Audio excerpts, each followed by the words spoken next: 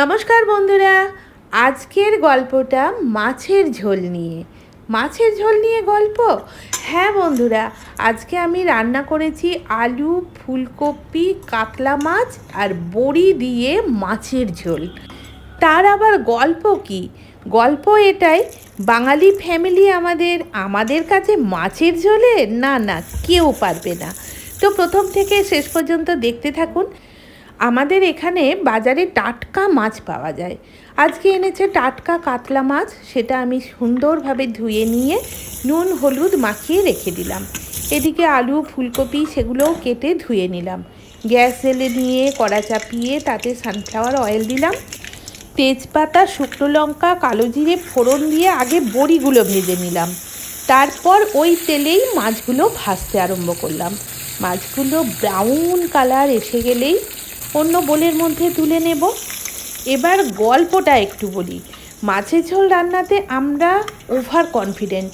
সবসময় জানি আমাদের মতন মাছের ঝোল কেউ রান্না করতে পারবে না, তাই আমরা সেটাকে নিয়ে যা খুশি তাই করি। টেস্ট একদম আউটস্ট্যান্ডিং আসে। মশলা তো জানেন, আদা পেঁয়াজ রসুন বাটা, তারপর টমেটো, বেসিক মশলা যেগুলো সেগুলো সমস্ত কিছু, আর কাঁচা লঙ্কা। মশলাটা ভালোভাবে জল দিয়ে দিয়ে কষিয়ে নিয়ে ভেজে রাখা আলু আর ফুলকপি ওর মধ্যে দিয়ে তারপর লবণ দেওয়া।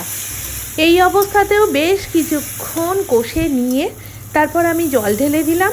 আর জল ঢালার পর ফুল দমে টকবক করে সেদ্ধ হতে দিলাম।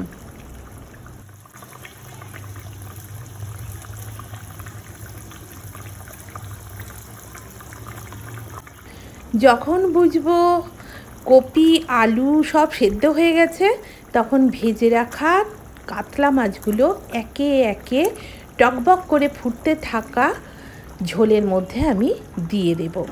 দিয়েই কিন্তু গ্যাস অফ করে দেব এবং স্ট্যান্ডিং টেম্পারেচারে রেখে দেবো।